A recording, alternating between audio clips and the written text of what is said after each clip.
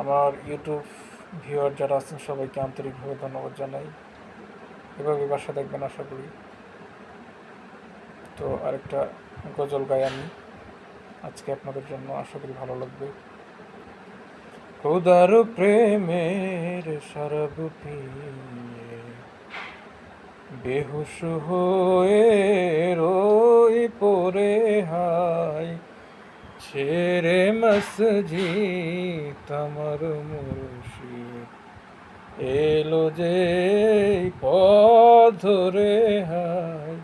খুদার প্রেমে দুনিয়াদারি শেষে আমার নামাজ রোজার বদলাতে চাই না বেহেশত খুদার কাছে নিত্য মোনাজাত করে হায়। খোদার প্রেমের শরাব পিয়ে। ধন্যবাদ। আসসালামু আলাইকুম।